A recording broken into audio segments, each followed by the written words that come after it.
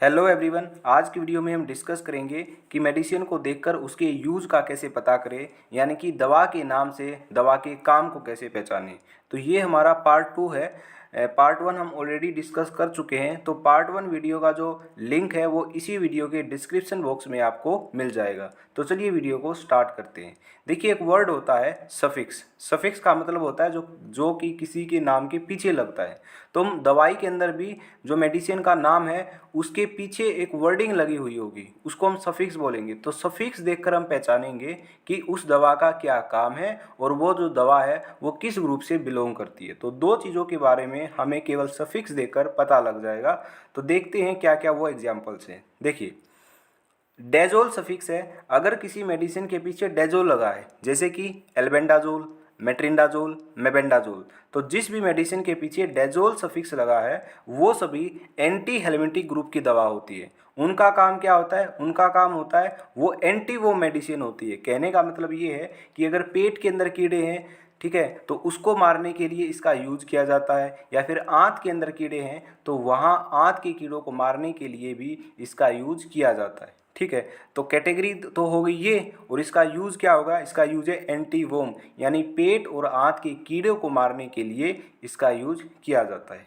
Next देखिएगा, अगर किसी मेडिसिन के पीछे प्रोफेन लगा है, फॉर एग्जांपल आइबुप्रोफेन, कीटोप्रोफेन, फ्लूरबीप्रोफेन, ठीक है, तो जो ये दवा हैं जिनके पीछे प्रोफेन लगा है, प्रोफेन सफिक्स देखकर हम पता लगाएंगे। ठीक है, तो प्रोफेन वर्ड जब भी लगा हुआ होगा किसी भी मेडिसिन के पीछे, वो नेसेड्स ग्रुप की दवा होगी। एग्जाम्पल आपने यहाँ पे देख लिए। ठीक है, तो नेसेड्स ग्रुप की दवा होगी। नेसेड्स का मतलब होता है non steroidal anti inflammatory drugs. इसका काम क्या होगा? इनका काम होगा बॉडी के अंदर कहीं भी पेन है उसको कम करना, फीवर आया है उसको कम करना, बॉडी में कहीं भी इन्फ्लामेशन यानी कि सूजन है उसको कम करना। तो ये तीन तरीके का काम करेगी। पेन को कम करेगी, दर्द को कम करेगी, बुखार को कम करेगी और सूजन को कम करेगी।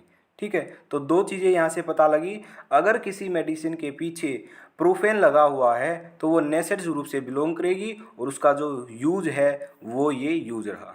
ठीक है, नेक्स्ट देखते हैं प्रेजोल। अगर किसी मेडिसिन के पीछे प्रेजोल लगा हुआ है, फॉर एग्जाम्पल ओमीप्रेजोल, इसो इसोमीप्रेजोल, लेंसोप्रेजोल, पेंटोप्रेजोल, रेबिप्रेजोल, डेक्स्ट्रेबिप्रेजोल। ठीक है, तो ये जो सभी मेडिसिन है इन सब के पीछे प्रेजोल लगा हुआ है। तो जिस भी मेडिसिन के पीछे प्रेजोल लगा हुआ है वो जो मेडिसिन है वो प्रोटोन पंप इनिबिटर होती है।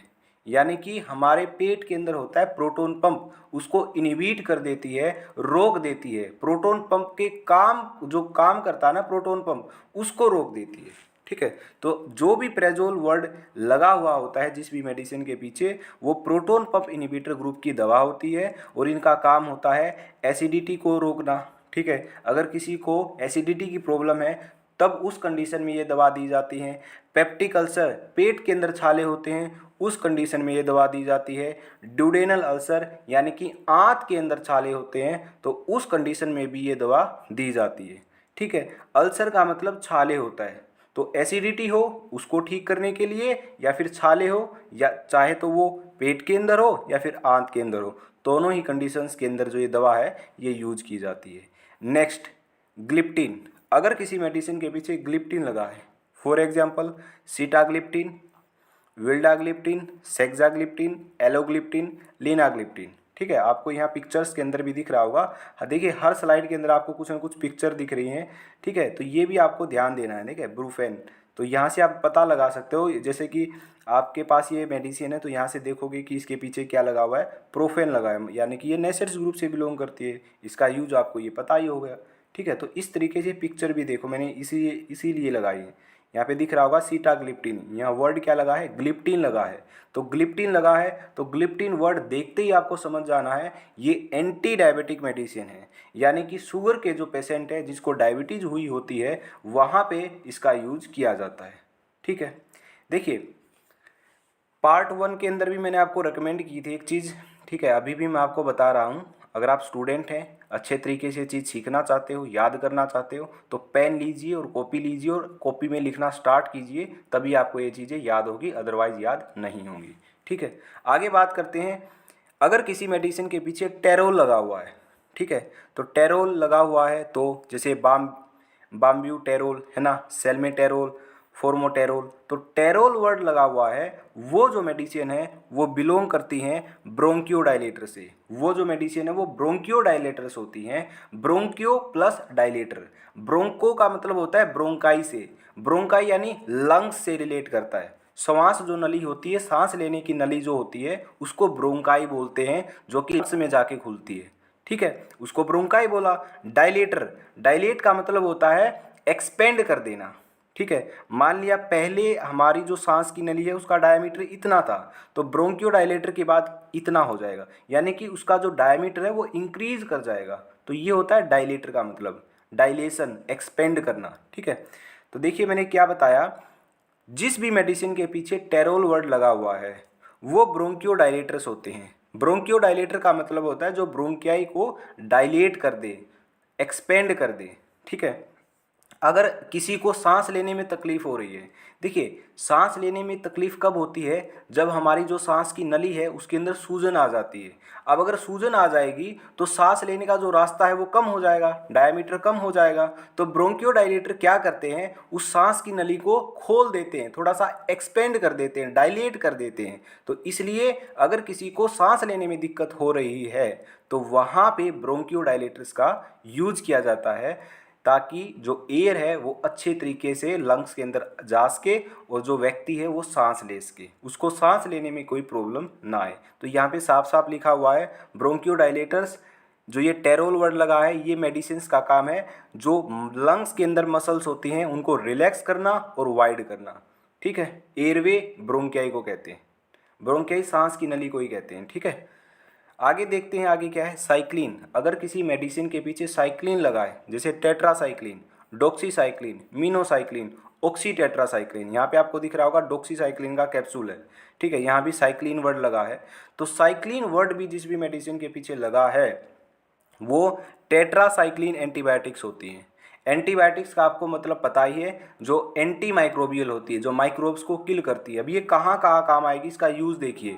अगर किसी को रेस्पिरेटरी ट्रैक्ट इन्फेक्शन है वहाँ पे इसका यूज़ किया जाएगा। अगर किसी को यूटीआई है यानी कि यूरिनरी ट्रैक्ट इन्फेक्शन है वहाँ यूज किया जाएगा। आँखों में इन्फेक्शन है वहाँ यूज किया जाएगा। इंटेस्टाइन इन्फेक्शन है वहाँ भी इसका यूज किया जाएगा, ठीक है। नेक्स्ट है डिपिन। अगर किसी मेडिसिन के पीछे डिपिन वर्ड लगा है, for example nifedipine, felodipine, amlodipine, निमोडिपिन, यहाँ भी आपको दिख रहा होगा निफिडिपिन का एग्जाम्पल, यहाँ क्या है, डिफिन लगा है, ठीक है। तो डिफिन वर्ड जहाँ भी लगा है जिस भी मेडिसिन के पीछे, वो होते हैं कैल्शियम चैनल ब्लॉकर, यानी कि जो कैल्शियम चैनल होते हैं हमारी बॉडी के अंदर उनको ब्लॉक करने का ये काम करती है, ठीक है। तो कैल्शियम चैनल ब्लॉकर्स होते हैं जिस भी मेडिसिन के पीछे डिपिन वर्ड लगा हुआ होता है। तो इन मेडिसिन का काम क्या होगा, इनका काम होगा चेस्ट पेन को ट्रीट करना, एंजाइना बोलते हैं उसको, है ना। एंजाइना की शिकायत अगर किसी को है यानी कि चेस्ट के अंदर पेन हो रहा है तो उसको ठीक करने के लिए इन मेडिसिन का यूज किया जाता है।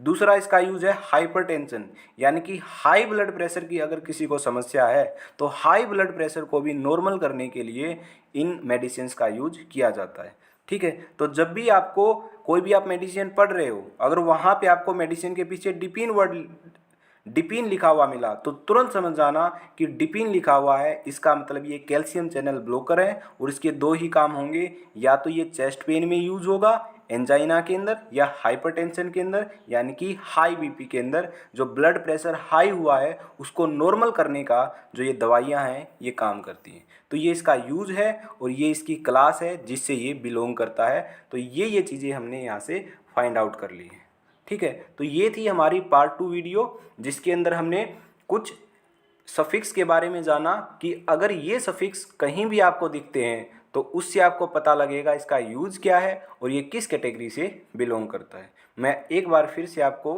यही रेकमेंड करना चाहूँगा कि जो भी चीज़ें मैं बता रहा हूँ वो चीज़ आप कॉपी में नोट डाउन कीजिए और इसको याद कीजिए, तभी इसका फ़ायदा है, अदरवाइज़ कोई भी फ़ायदा नहीं है। तो ये हमारी पार्ट 2 वीडियो थी। पार्ट 1 हमने डिस्कस कर ली है।